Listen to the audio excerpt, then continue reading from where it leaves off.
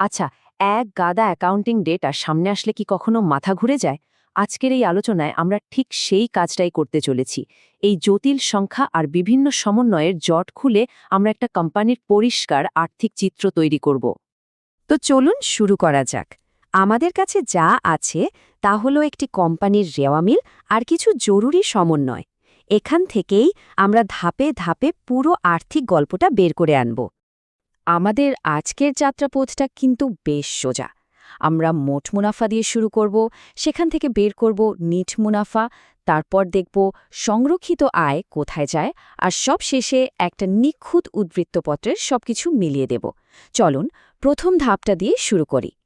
একটা কোম্পানির আর্থিক অবস্থা বুঝতে হলে সবার আগে কি জানতে হয়? ঠিক তার মোট মুনাফা, মানে সোজা কথায় পণ্য বিক্রি করে সরাসরি কত লাভ হলো। চলুন এই হিসাবটাই প্রথমে করি। কিন্তু মোট লাভে যাওয়ার আগে আমাদের একটা ছোট্ট কিন্তু খুব জরুরি কাজ করতে হবে।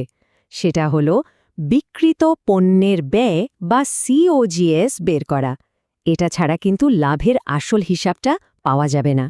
এখানে একটা জিনিস খুব ভালো করে খেয়াল করুন, আগুলে যে পণ্যগুলো নষ্ট হয়ে গেছে সেটার জন্য কিন্তু একটা বিশেষ সমন্বয় করা হয়েছে। এই 10,000 টাকা মোট ক্রয় এবং সমাপনী মজুদ দুটোকেই প্রভাবিত করবে। এই ছোট ছোট বিষয়গুলি একটা নির্ভুল হিসাবের মূল চাবিকাঠি। মোট মুনাফা তো জানা গেল, কিন্তু এটাই তো আসল চিত্র নয়, তাই না? কোম্পানির আসল লাভ জানতে হলে আমাদের সব ধরনের পরিচালন এবং অন্যান্য খরচও বাদ দিতে হবে। তো চলুন এবার নিট মুনাফার দিকে এগোনো যাক। মানে এই ধাপে আমরা সব কিছু হিসাবে আনব, কর্মীদের বেতন থেকে শুরু করে অফিসের ভাড়া, এমনকি আগুনে ক্ষতির মতো হঠাৎ আসা অপ্রত্যাশিত খরচ পর্যন্ত। তবেই না আমরা জানতে পারব কোম্পানির পকেটে আসলে কত টাকা লাভ থাকছে। অ্যাকাউন্টিংয়ের একটা খুব কমন কিন্তু গুরুত্বপূর্ণ সমন্বয় হল অনাদায়ী পাওনা বা প্যাড ডেট, মানে যে টাকাটা আর পাওয়ার আশা নেই। তো এইটার মোট খরচটা কিভাবে বের করতে হয়? এই দেখুন, সোজা সাপটা 4টে ধাপ। তো এই হলো আমাদের প্রধান পরিচালন খরচগুলো। এর মধ্যে বেতন আছে, একটু আগে যে অনাদায়ী পাওনার খরচটা আমরা বের করলাম সেটাও আছে, আর হ্যাঁ, আগুনে যে ক্ষতিটা হয়েছিল যার কোনো বীমা করা ছিল না, সেই অংশটাও কিন্তু এখানে আনতে হবে। তো সব খরচ বাদ দিলাম, অন্যান্য আয় যোগ করলাম, আর অবশেষে আমরা আমাদের নিট মুনাফা পেয়ে গেলাম। এই বছরের জন্য কোম্পানির পকেটে থাকছে 1,49,000 টাকা। আচ্ছা, এই যে নিট মুনাফাটা হলো, এটা কি উধাও হয়ে যায়? না, একদমই না। এই টাকাটা বিভিন্ন জায়গায় ভাগ করে দেওয়া হয়। পরের বিবরণীতেই আমরা দেখব এই মুনাফার টাকাটা ঠিক কোথায় কোথায় যাচ্ছে। দেখুন কি চমৎকারভাবে এখানে পুরো ব্যাপারটা দেখানো হয়েছে। মুনাফার একটা অংশ চলে যাচ্ছে শেয়ার হোল্ডারদের কাছে লভ্যাংশ হিসেবে, আর বাকিটা জমিয়ে রাখা হচ্ছে ভবিষ্যতের জন্য। এভাবেই কিন্তু একটা কোম্পানি ধীরে ধীরে বড় হয়। আর এখন আমরা চলে এসেছি একদম ফাইনাল স্টেজে, আমাদের শেষ পর্ব, উদ্বৃত্তপত্র বা ব্যালেন্স শিট। এতক্ষণ ধরে আমরা যত হিসাব নিকাশ করলাম তার সব কিছু এখন এখানে এসে এক বিন্দুতে মিলবে। আর হ্যাঁ, সম্পদ আর দায়ের পরিমাণ কিন্তু একদম কাটায় কাটায় সমান হতে হবে।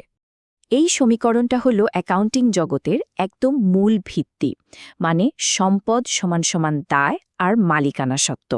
এটা নিশ্চিত করে যে আমাদের সব হিসাব ঠিক আছে আর কোথাও কোনো গরমিল নেই।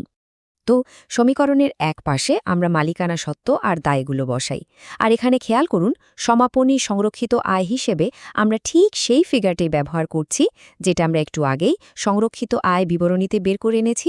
দেখছেন তো কিভাবে একটার সাথে আরেকটা জুড়ে আছে? এখানে ছোট্ট একটা কিন্তু খুব জরুরি পয়েন্ট আছে, ভ্যাট চলতি হিসাব।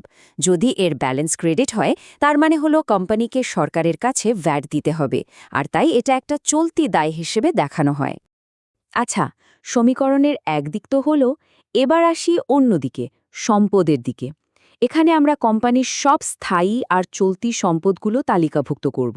আর হ্যাঁ, দেনাদার আর সমাপনী মজুদের যে সমন্বিত ভ্যালুগুলো আমরা আগে বের করেছিলাম সেগুলোই এখানে বসাতে হবে।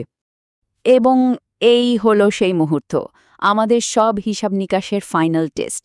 দেখুন মোট সম্পদ আর মোট দায় ও মালিকানা সত্ত্ব একদম মিলে গেছে। তার মানে আমাদের পুরো হিসাবটা একেবারে নিখুঁত। তো এই যে এত লম্বা একটা প্রক্রিয়া আমরা পার করলাম, এখান থেকে সবচেয়ে গুরুত্বপূর্ণ কোন বিষয়গুলো আমাদের মনে রাখতে হবে চলুন এক নজরে দেখে নিই। এগুলো হলো অ্যাকাউন্টিংয়ের গোল্ডেন রুলস বলতে পারেন। আপনি যে কোম্পানিরই আর্থিক বিবরণী তৈরি করুন না কেন, এই নীতিগুলো ঠিকঠাক মতো ফলো করলে আপনার হিসাব মেলতে বাধ্য।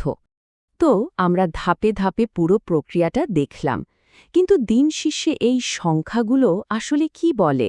শুধু হিসাব মেলানোই কি শেষ কথা, নাকি এই চূড়ান্ত সংখ্যাগুলো থেকে আমরা কোম্পানির স্বাস্থ্য, তার ভবিষ্যৎ সম্ভাবনা নিয়ে আরও গভীর কোনো গল্প খুঁজে পেতে পারি?